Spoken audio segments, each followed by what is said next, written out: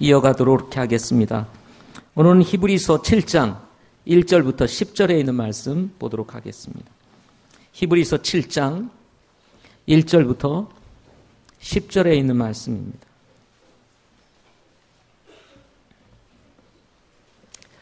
제가 먼저 읽겠습니다.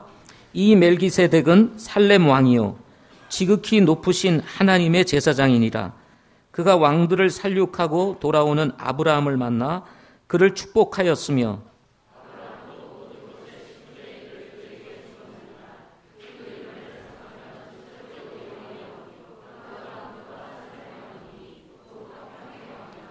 그는 아버지도 없고 어머니도 없고 혈통도 없고 날들의 시작도 없고 생명의 끝도 없어 오직 하나님의 아들과 같이 되어 항상 제사장으로 있느니라.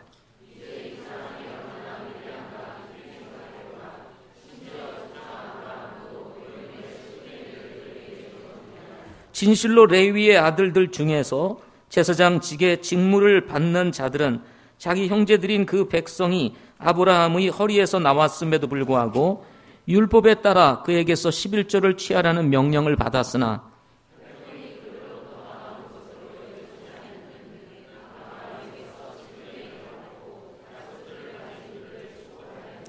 낮은 자가 더 나은 자에게 축복을 받는다는 것에는 전혀 모순이 없느니라.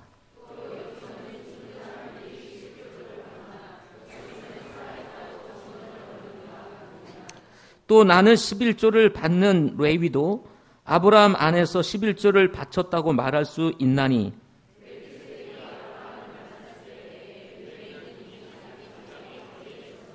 아멘. 기도하시겠습니다. 좋으신 하나님, 저희들을 2017년도로 인도해 주시고 새해를 맞이할 수 있는 은혜를 주신 것 감사합니다. 믿는 사람들이 함께 예배드리는 것도 축복입니다. 저희들이 매 주일 모여서 하나님을 예배하지만 또 주중에 이렇게 한 번 수요일 모여서 저희들이 말씀도 듣고 찬양도 하며 중보 기도의 시간을 가지고 또 성도 간에 서로 교제할 수 있는 이 귀한 시간들을 인해서 감사를 드립니다. 아버지 하나님, 주님이 오실 때에 모이기를 패하는 자들의 습관이 더 많이 나타난다고 합니다.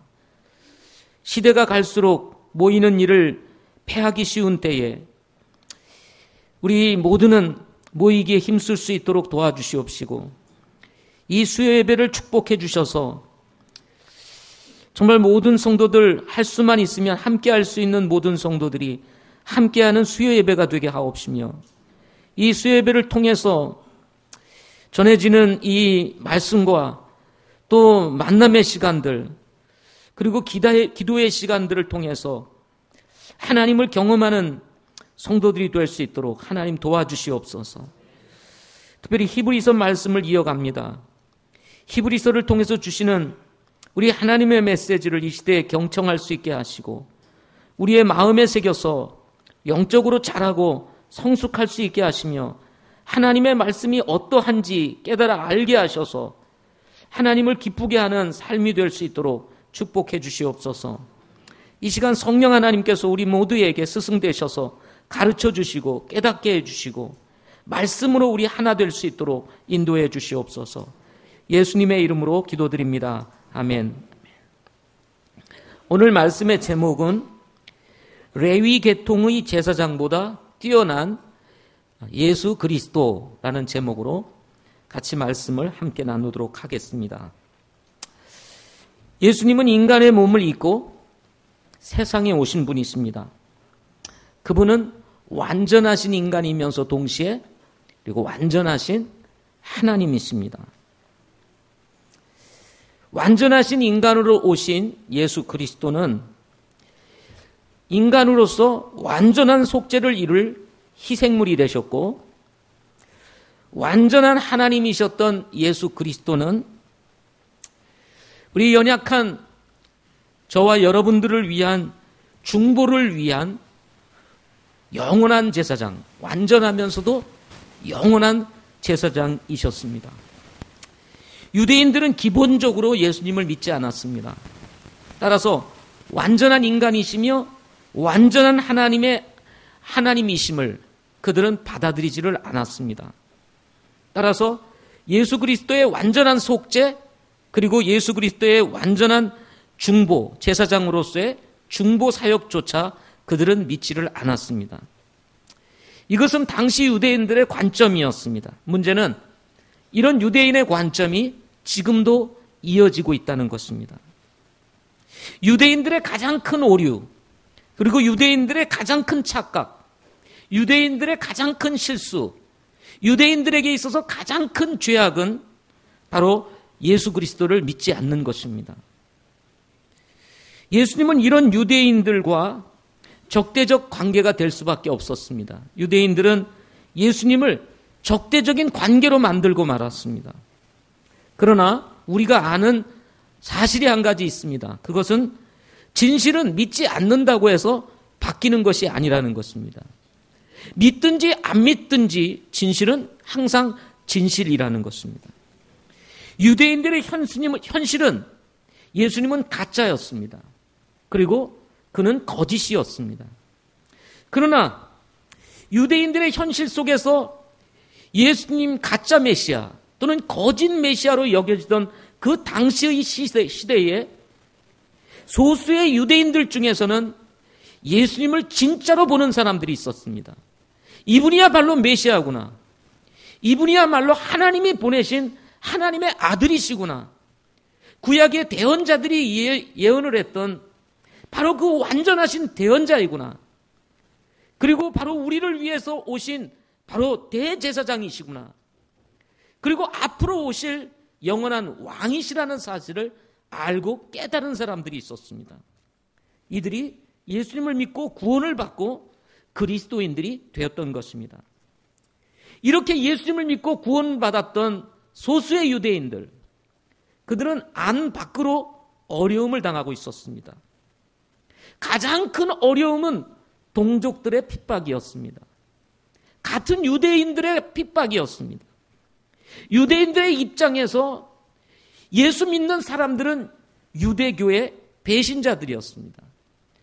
다른 말로 얘기하면 유대교 입장에서 예수 믿은 그리스도인들, 히브리인들은 배교자들이었습니다. 따라서 당시 히브리 그리스도인들은 유대인들의 입장에서는 배신자요, 어떻게 보면 나라를 배신한 매국노와 같이 취급을 받았을 것이라는 것입니다. 그들은 유대교 율법을 떠났습니다. 이 말은 다른 말로 얘기하면 유대적 입장에서 볼 때는 세속화가 된 것입니다. 우상에 빠졌다고도 볼 수 있는 것입니다. 이방 종교에 빠진 것이나 다름이 없는 것이었습니다. 결국 이들은 유대 사회를 떠날 수밖에 없었습니다. 율법과 그리고 유대교를 믿지 아니하니 그들 사회에 어울릴 수가 없었습니다. 당연히 유대 사회를 떠날 수밖에 없었습니다. 자, 유대 사회를 떠났을 때 유대인의 관점에서 히브리인 그리스도인들은 어떤 사람들이었습니까? 아마도 혼합주의자들이었을 것입니다. 세상 종교와 섞인 자들, 이방인들이 믿는 하나의 이단 기독교, 이런 혼합주의적인 입장에서 바라보았을 것입니다. 그러니 얼마나 많은 어려움과 핍박이 있었겠습니까? 안에서도 어려움이 있었습니다. 안으로도. 그들은 너무나 소수였기 때문이었습니다. 몸에 밴 유대주의와 그리고 이제 새롭게 예수님을 믿고 구원받은 그들의 삶 가운데서의 충격, 이것은 쉽지 않았을 것입니다. 물론 히브리 유대인들도 있었지만, 히브리인 그리스도인들이 있었지만 많은 사람들은 이방인들이 예수님을 믿고 구원받고 함께 어울리게 되었습니다. 이런 이방인들과 구원받은 이방인들과 구원받은 히브리인들의 만남, 여기에는 많은 문화적 충격이 있었을 것입니다. 따라서 유대교를 떠나 이방 세계에서 산다는 것, 물론 교회라고 하는 울타리 안에서 차별 없는 삶을 살았지만 그럼에도 불구하고 유대교로부터 떠나서 기독교 안으로 들어와서 산다는 것 결코 쉽지 않았을 것입니다. 이런 가운데에서 이들은 여전히 유대교로 돌아가고 싶은 향수가 있었을 것입니다.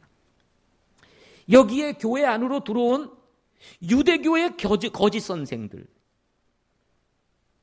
예수님도 믿어야 되지만 율법도 지켜야 한다라고 하는 이런 거짓 선생들의 가르침, 또 한몫을 하면서 교회 안의 여러 가지 혼란 가운데에서 유대교로 돌아가고 싶은 그런 향수가 은연중에 있었을 것이라는 것입니다.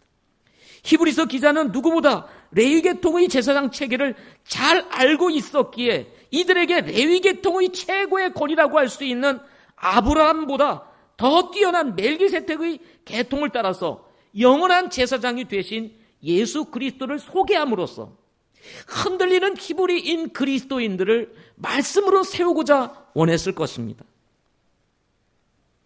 믿음의 조상 아브라함은 유대 민족의 시작이었습니다. 그야말로 첫 조상이었습니다. 그런 입장에서 이 레위 제사장들뿐만이 아니라 유대인들에게 있어서 아브라함은 정말 굉장히 중요한 인물이었습니다. 그런데 이 히브리서 기자는 바로 그들이 추구하며 바라보았던, 그리고 본받고 싶었던 아브라함, 그 아브라함보다도 예수 그리스도는 더 뛰어난 분이라는 사실을 바로 이 히브리서 7장에서 밝혀주고자 했던 것입니다. 이를 위해서 정말 신비스럽고 수수께끼 같은 한 인물을 등장시킵니다. 그것이 바로 멜기세덱인 것입니다. 멜기세덱의 계통을 따라서 제사장이신 바로 예수 그리스도, 그분이야말로 레위 계통을 쫓아서 제사장이 된 어떤 사람들보다도 뛰어나신 분이라는 사실을 알리고 싶었던 것입니다. 그렇다면 멜기세덱, 그분은 어떤 분일까요? 오늘 본문을 통해서 살펴보면 첫째, 그분은 왕이시며 제사장이라고 말합니다. 그분은 왕이시며 뭐라고요? 제사장이시다. 1절 말씀 같이 읽어보겠습니다. 시작. 이 멜기세덱은 살렘 왕이요 지극히 높으신 하나님의 제사장이니라. 그가 왕들을 살육하고 돌아오는 아브라함을 만나 그를 축복하였으며, 2절 같이 읽겠습니다. 아브라함도 모든 것의 10분의 1을 그에게 주었느니라.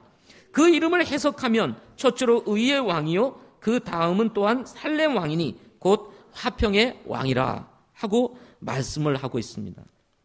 살렘 왕이요 지극히 높으신 하나님의 제사장이라고 1절에서 말씀하고 있습니다. 살렘은 예루살렘의 별칭입니다. 예루살렘의 별칭. 제롬이라고 하는 사람은 이곳이 세겜의 골짜기 바로 살렘이었을 것이라고 이야기를 합니다. 요한복음 3장 23절에 보면 제자들이 예수님을 믿는 사람들 침례를 베푸는 얘기가 나오는데 살림이라고 하는 곳에서 침례를 베푸는 얘기가 나옵니다. 근데 바로 이 살림이 바로 살렘이라는 것입니다. 요한도 살림에 가까운 에논에서 침례를 주니 이는 거기에 많은 물이 있었기 때문이더라. 곧 그들이 와서 침례를 받으니 요한도 살림에 가까운 에논에서, 그랬을 때 이 살림이 바로 살렘이라는 것입니다. 그러나 멜기세덱에 관하여는 이후 구약 어디에서도 창세기 14장 17절부터 20절 멜기세덱에 대한 얘기가 처음 언급됩니다. 그런데 이 창세기 14장 17절부터 20절 이후에 어디에서도 멜기세덱에 대한 언급이 구약에 나오지를 않습니다. 멜기세덱은 성경 역사 가운데 가장 신비스럽고 그리고 정말 갑작스럽게 나타났다가 사라진 분이셨습니다. 그는 족보나 후손에 대한 어떤 기록도 성경에 나오질 않습니다. 그는 왕이라고 소개를 하고 있습니다. 그렇다면 왕의 족보라도 있어야 되는데 그 족보가 소개되지를 않습니다. 그분은 제사장이라고 했습니다. 그렇다면 제사장으로서의 어떤 사역이 소개가 되어져야 되는데 그런 사역 하나 소개되어지는 기록이 성경에 나오지를 않습니다. 그야말로 수수께끼와 같은 인물입니다. 따라서 여기서는 살렘의 위치가 중요한 것이 아니라 그 이름이 가지고 있는 뜻이 중요하다고 보는 것이 좋을 것이라는 것입니다. 왜냐하면 신약에 와서 히브리서 6장 20절을 통해서 보게 되면 예수님께서 멜기세덱의 계통에 따라서 영원한 대제사장이 되셨다고 말씀하셨기 때문에 그렇습니다. 신비스럽고 수수께끼와 같았던 멜기세덱의 정체가 드러나게 된 것입니다. 그 멜기세덱이 누구일까요? 바로 예수 그리스도시라는 것입니다. 그리스도야말로 유대인의 왕이며 그리고 제사장이시기 때문인 것입니다. 이 멜기세덱을 일컬어서 하나님의 제사장, 지극히 높으신 하나님의 제사장이라고 소개를 합니다. 창세기 14장 17절부터 20절에서 처음 언급된 이 멜기세덱을 두고 그렇게 소개를 하고 있습니다. 당시 재정일치 사회에서는 왕이 제사장을 겸하는 경우들이 많았습니다. 유대인들조차도 이해하기 힘들겠지만 멜기세덱은 율법이 있기 이전에 이미 하나님의 제사장으로 존재하고 있었다는 것입니다. 아브라함조차도 멜기세덱을 알기 이전부터 이 멜기세덱은 하나님의 지극히 높으신 하나님의 제사장으로 존재하고 있었다는 것입니다. 특히 유대인의 입장에서 볼 때 레위 계통의 제사장들은 왕을 겸할 수가 없었습니다. 그러나 멜기세덱은 레위 계통의 제사장들과 달리 제사장의 임무와 왕의 직무를 함께 수행하고 있었다는 것입니다. 그래서 멜기세덱을 왕이요 제사장으로 소개하고 있었습니다. 이것은 신비스럽고 수수께끼 같은 이야기입니다. 더군다나 아브라함 이전부터 있었던 지극히 높으신 하나님의 제사장, 참 이해하기 쉽지 않은 것입니다. 인간의 입장에서 이해하려고 하면 머리가 복잡해지게 되고 그리고 벗겨질 가능성이 높아집니다. 왜냐하면 거기까지 우리의 수준이 도달할 수가 없기 때문에 그렇습니다. 그러나 하나님의 입장에서는 이해할 수가 있습니다. 왜냐하면 그분은 전지전능하신 분이시기 때문에 그렇습니다. 아브라함을 예정하시고 부르시고 그리고 아브라함을 통해서 정말 레위 후손들을 허락하시고 그리고 앞으로의 일들을 계획하셨던 하나님, 그 신비스러운 하나님, 그 하나님의 입장에서 볼 때에 멜기세덱은 우리가 얼마든지 이해할 수 있는 분이라는 것입니다. 왕이며 제사장인 멜기세덱은 아브라함을 축복했다고 하였습니다. 성경에서 축복권은 하나님의 권위를 위임받은 사람들에게 있었습니다. 특별히 창세기 1장부터 11장 사이에 보면 노아가 대표적인 사람으로 나옵니다. 노아가 이제 방주에서 내린 이후에 한 아들이 벌거벗은 것을 보고 두 아들은 뒤로 물러가서 벌거벗은 아버지의 몸을 덮어주었습니다. 이후에 세 아들을 두고 축복과 저주를 하는 이야기가 창세기 9장 18절부터 27절 말씀에 나옵니다. 당시 노아는 하나님의 권위를 부여받은 하나의 족장과 같은 사람이었습니다. 이후에 하나님께서 창세기 12장에서 아브라함을 부르십니다. 갈대의 우르에 살던 이 아브라함을 부르시고 하나님께서 지시한 땅으로 가라고 말씀하시면서 이렇게 얘기합니다. 내가 너에게 복을 줄 텐데 네가 복을 비는 자에게는 복을 받고 네가 저주하는 자는 저주를 받으리라. 너를 축복하는 자는 또 복을 받고 오히려 거꾸로 저주를 하는 자는 저주를 받는 것입니다. 따라서 하나님께서 아브라함을 부르시고 세움으로 인해서 하나님의 영적인 권위를 위임했을 때 아브라함은 누군가를 축복할 수가 있었습니다. 그래서 이삭을 축복했고 그 권위를 위임받았던 이삭은 또 야곱을 축복했고 이렇게 이어져 가게 되었던 것입니다. 이후에는 기름 부음 받은 사람들을 하나님이 세우셔서 그들로 하여금 축복하게 하셨습니다. 기름 부음 받은 사람들, 그 사람들이 누굴까요? 바로 제사장이었습니다. 대제사장. 출애굽기 28장 41절에 보면 아론과 아들들에게 기름을 부어 거룩히 구별하여 제사장의 직무로 하나님을 섬기게 하라. 그러면서 기름을 부었습니다. 그리고 하나님의 권위를 위임해서 하나님을 섬기는 일들을 하게 했습니다. 그리고 이런 권위를 부여받은 사람들이 하나님의 이름으로 축복과 저주도 하게 되었던 것입니다. 사무엘상 9장 16절에 보면 왕에게 기름을 부음으로 왕이 축복을 하거나 저주를 할 수 있게 하셨습니다. 베냐민 지파에 속한 사울을 기름 부어 왕으로 삼는 이야기가 나옵니다. 사무엘상 5장 3절에 보면 다윗에게 기름을 부어 왕으로 삼는 이야기가 나옵니다. 왕이며 지극히 높으신 하나님의 제사장이었던 멜기세덱이 바로 이렇게 하나님의 권위를 부여받아 아브라함을 축복하였던 것입니다. 창세기 14장 19절에 보면 이 멜기세덱이 아브라함을 이렇게 축복합니다. 하늘과 땅의 소유주 되시는 지극히 높으신 하나님의 아브라함에게 복이 있을지어다. 내 원수들을 내 손에 넘겨주신 지극히 높으신 하나님을 찬송할지어다. 멜기세덱을 통해서 축복을 받은 아브라함, 그의 삶은 정말 복덩어리였습니다. 여러분, 이런 축복을 여러분 모두가 누리실 수 있기를 바랍니다. 과거에는 기름 부음 받은 사람들이 축복을 했습니다.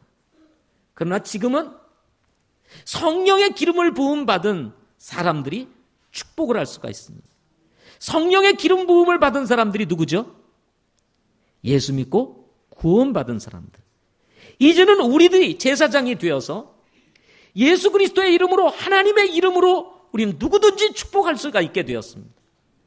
그런데 너무 우리가 축복하는 일에 짠 것 같습니다. 인색한 것 같습니다. 주님은 넉넉하신 분이십니다. 주님은 풍성하신 분이십니다.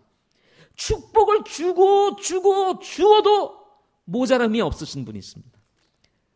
혹시나 축복을 너무 많이 하면 창고가 빌까 봐 못하시는 분들 계시면 마음껏 하시기를 바랍니다.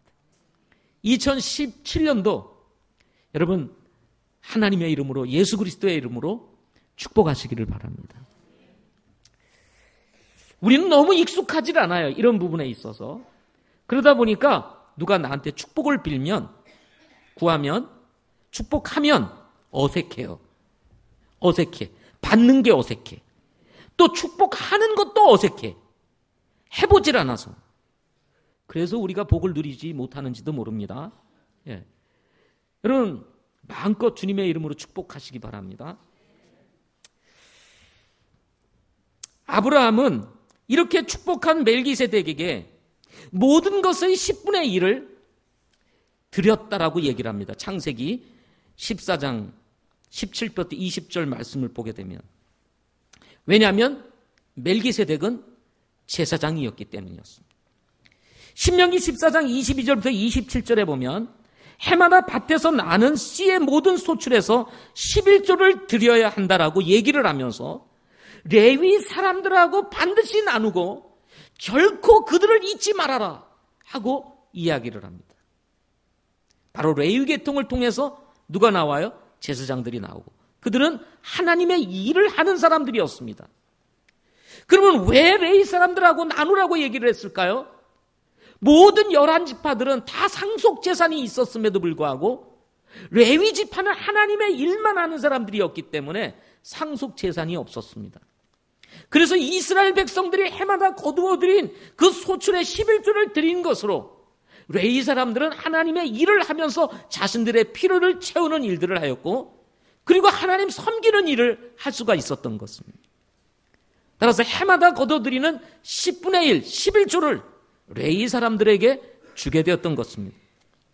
율법이 정해지기 전부터 11조가 있었고, 이렇게 제사장에게 드려지는 일들이 이미 율법 시대 이전에 하나님의 영적인 원리 가운데에서 이루어지게 되었다는 것입니다. 많은 분들이 아니라 어떤 분들이 11조는 율법이다, 그래서 드리지 않아도 된다, 자원함으로 헌금을 드리는 것이다. 그런데 그럼 얼마 정도 드려야 되느냐? 가장 적합한 것이 10분의 1이다. 뭐 이렇게 또 얘기를 해요. 그럼 아예 알아서 하세요. 자람을 하세요. 얘기를 하든지 해야지. 11조는 율법이기 때문에 드리지 않아도 된다. 그런데 사역을 위해서는 헌금을 드려야 되는데 어느 정도 드리는 게 좋겠냐? 그것이 적당한 게 10분의 1이다. 뭐 하자는 얘기인지 모르겠습니다. 그러나 여러분, 이미 율법 시대 이전에 아브라함은 자기 소득의 10분의 1을 바로 하나님의 지극히 높은 제사장이었던 멜기세덱에게 드렸던 사실을 보게 되고, 이후에 율법이 정해지면서 레위 사람들의 사역을 위해서 이스라엘 백성들로 하여금 10의 1조를 드리게 했던 것을 보게 됩니다. 이것은 아브라함에게 있어서 아주 자연스러운 일이었습니다. 왜냐하면 그는 하나님의 사람이었기 때문이었습니다. 따라서 멜기세덱은 이와 같이 레위 계통에 속한 사람이 아니라 하나님께 속한 제사장으로서 특별한 분이셨던 것을 보게 되는 것입니다. 그는 왕이었고 그리고 제사장이었다 하는 것입니다. 두 번째로는 하나님의 아들과 같은 분이시다라고 하는 것입니다. 하나님의 아들과 같은 분이시다. 자, 우리 이 3절부터 한번 같이 읽어보겠습니다. 시작. 그는 아버지도 없고 어머니도 없고 혈통도 없고 날들의 시작도 없고 생명의 끝도 없어 오직 하나님의 아들과 같이 되어 항상 제사장으로 있느니라. 하나님의 아들은 의의 왕이며 화평의 왕이십니다. 대언자 이사야가 이사야서 9장 6절에서 이렇게 말씀합니다. 이는 한 아기가 우리에게 태어났고 한 아들을 우리에게 주셨는데 그는 어깨에는 정권이 놓이고 그의 이름은 놀라우신 이 조언자, 강하신 하나님, 영존하는 아버지, 평화의 통치자라 할 것이기 때문이라 하면서 예수 그리스도 탄생을 앞에 두고 그분이 어떤 분이신지를 소개해 주고 있습니다. 여기 보면 그분의 어깨에는 정권이 놓였다. 다른 말로 얘기하면 그분은 왕이시라는 것입니다. 그뿐만 아니라 그는 평화의 통치자, 화평의 통치자다라고 이야기를 하고 있습니다. 예수 그리스도는 멜기세덱과 같이 뭐예요? 의의 왕이며 그리고 화평의 제사장이셨던 것입니다. 화평의 왕이셨던 것입니다. 그런가 하면 이 멜기세덱은 아버지와 어머니가 없는 분이셨다고 말을 합니다. 그런가 하면 혈통도 없으신 분이시라고 말씀을 하고 있습니다. 또 나아가서 뭐라고 얘기를 했습니까? 시작도 없고 끝도 없으신 분이시라고 이야기를 합니다. 그리고는 3절 끝부분에서 오직 하나님의 아들과 같이 되어 항상 제사장으로 계신 분이시다라고 얘기를 했습니다. 여러분, 마태복음, 마가복음, 누가복음, 요한복음은 예수님이 핵심이 된 주제를 가지고 있는 복음서들입니다. 그런데 예수님의 신성을 강조하는, 예수님은 하나님이십니다 라고 하는 것을 강조하는 복음은 무슨 복음이죠? 요한복음입니다. 요한복음. 이 요한복음에는 족보가 있을까요? 없을까요? 족보가 없습니다. 족보가 나오질 않습니다. 왜? 예수 그리스도는 하나님이시기 때문에 그렇습니다. 그분은 스스로 계시는 분이시라고 얘기를 합니다. 자존하시는 하나님이라고 얘기를 합니다. 출애굽기 3장 14절에 보면 하나님께서 모세에게 이르시되 나는 곧 스스로 있는 자니라 하시고 또 이르시되 너는 이스라엘 자손에게 이같이 말하기를 스스로 계신 이께서 나를 너희에게 보내셨느니라 하라 이렇게 이야기를 했습니다. 하나님은 우리와 같이 누구를 통해서 낳는 사람이 아닙니다. 부모가 있는 것이 아니라는 것입니다. 그분은 스스로 계시는 분이 있습니다. 그래서 아버지도 없으시고 어머니도 없으시고 혈통도 없으시고 시작도 없고 끝도 없으신 분이시라는 것입니다. 바로 그분이 하나님의 아들이라는 거예요. 계시록 1장 8절에서는 바로 이 하나님의 아들 예수 그리스도를 나는 알파와 오메가요, 시작과 끝마침이라, 지금도 있고 전에도 있었고 앞으로 올 주 곧 전능자가 말하노라 라고 말씀을 하면서 예수 그리스도는 알파와 오메가, 시작과 끝이다, 이렇게 이야기를 합니다. 지금도 계십니다. 지금도. 그리고 전에도 계셨습니다. 그리고 앞으로도 올 뿐이라고 얘기를 합니다. 우리 성경의 역사 가운데서, 인류의 역사 가운데 이 성경의 역사를 보면, 자, 예수님의 사역이 있습니다. 예수님의 사역. 그러면 지금 예수님의 사역은 어떤 사역일까요?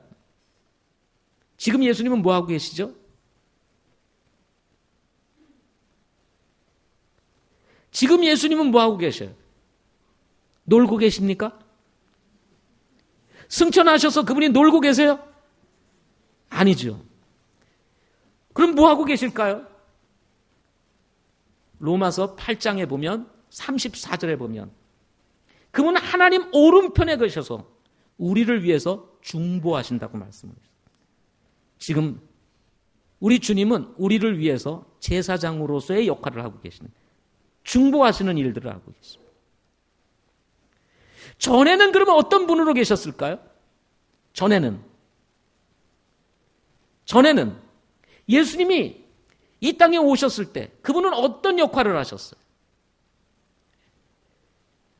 대언자의 역할을 하셨습니다. 대언자. 그래서 유대인들이 이분이야말로 참 대언자구나 이렇게 말하지 않았습니다. 앞으로 오실 예수님은 어떤 분으로 오십니까? 앞으로 오실 예수님은 왕으로 오시게 되는 것입니다. 시작과 끝이신 바로 그분. 요한복음 1장 1절부터 5절에서 이분에 대해서 이렇게 소개합니다.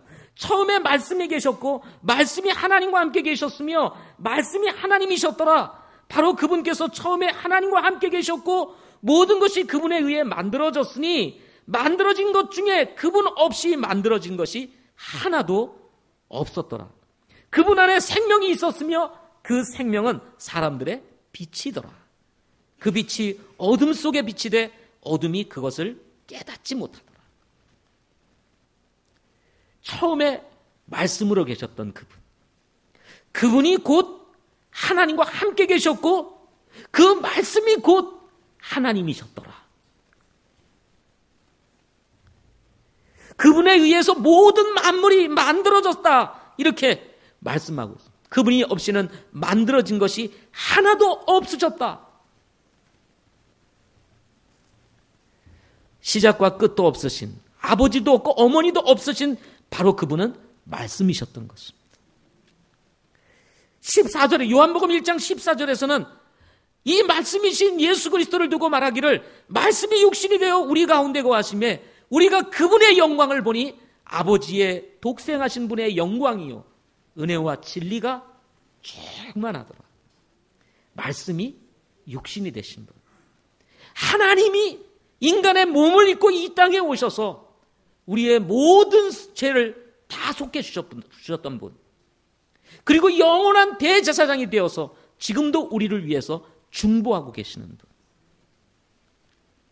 앞에서도 말씀을 드렸지만 바로 이 예수 그리스도로 말미암아 성경은 이렇게 얘기합니다. 누가 정죄하리요?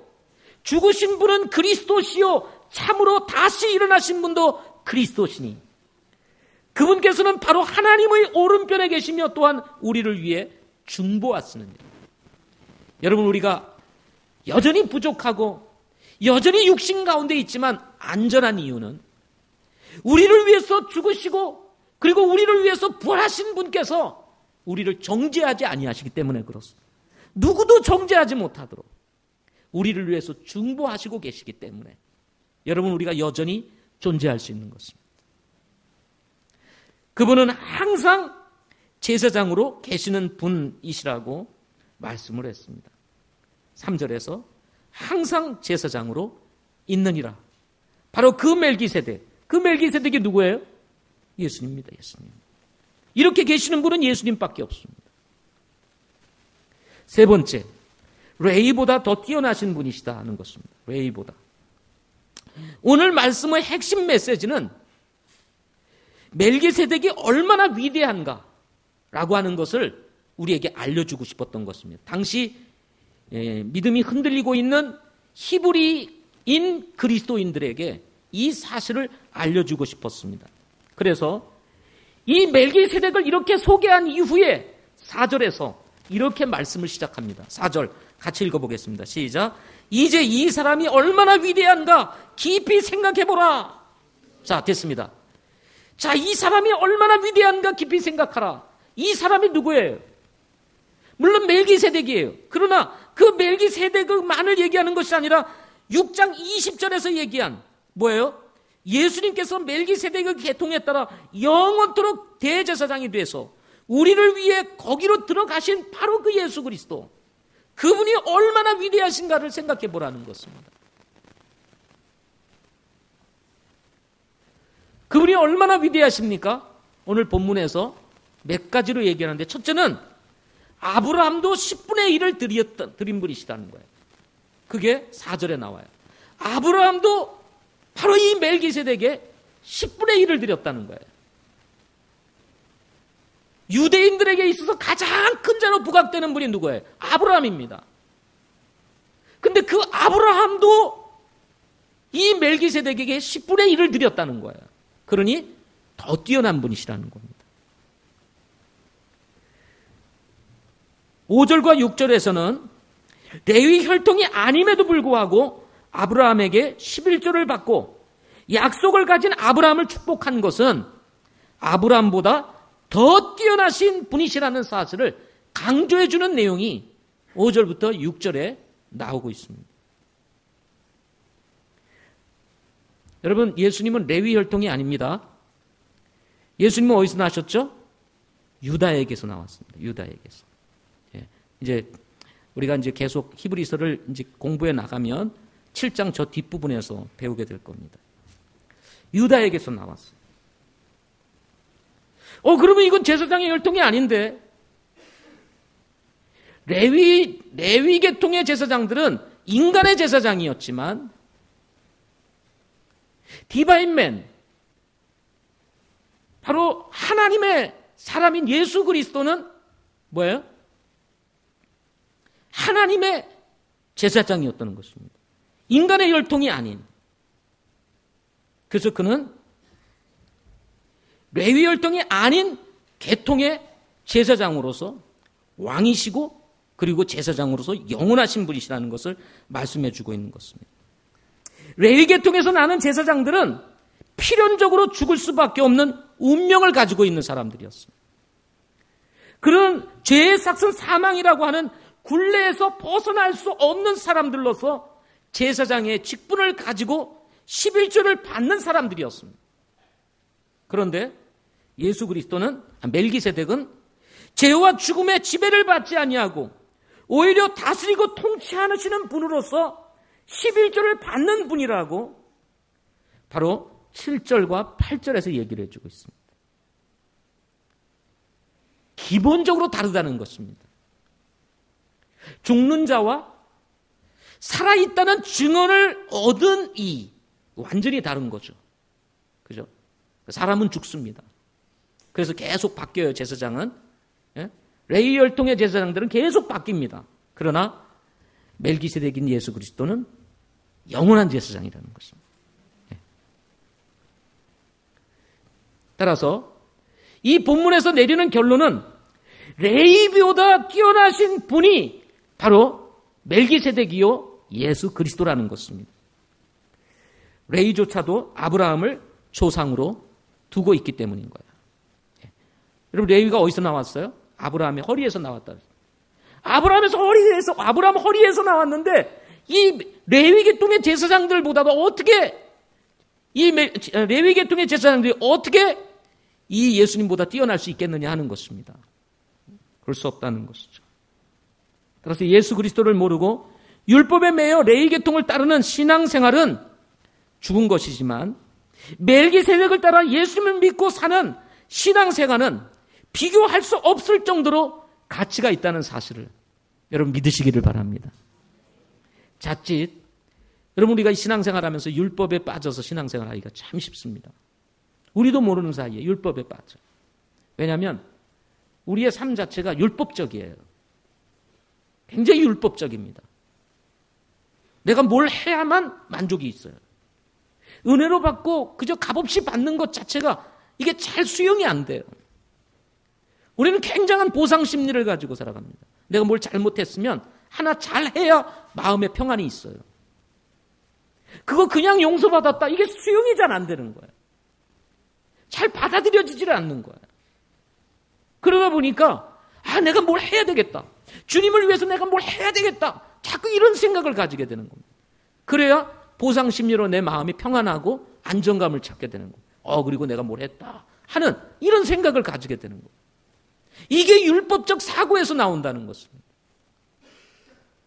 레위 계통과 멜기세덱의 계통에 나오신 이 예수 그리스도 차이가 뭡니까? 레위는 율법이에요. 뭘 해야만 합니다. 그렇지 않으면 저주받아요. 그러나 예수 그리스도는 은혜인 것입니다. 따라서 우리가 정말 주의해야 될 것이 있습니다. 그것은 우리의 의의를 경계하는 것. 이것이 깨어있는 성도들의 삶이다 하는 것입니다. 우리는 은혜를 따라서 신앙생활하는 것이기 때문에 그렇습니다. 아멘. 은혜를 따라서 신앙생활합니다. 자랑할 수 있는 것이 아닙니다. 드러낼 수 있는 것도 아닙니다. 무시할 수 있는 것도 아니에요. 우리가 자칫 누구를 무시할 수 있어요. 내가 잘한다고 해서 못하는 사람 무시할 수 있습니다. 그런 게 아닙니다. 내가 잘하든 못하든 사실 우리가 은혜 가운데 사는 거예요. 주님의 은혜 가운데. 자칫 율법적인 요소가 우리 안에 들어오면 문제가 생기는 거예요. 유대인들처럼. 자꾸 율법을 따라가려고 하는 경향이 생기게 되는 것입니다. 그렇기 때문에 우리는 예수 그리스도에게 굳게 붙어 있어야 되는 것입니다. 그분은 우리를 값없이 은혜로 구원해 주신 우리의 영원한 왕이시며 대제사장이시기 때문에 그렇습니다. 기도하겠습니다.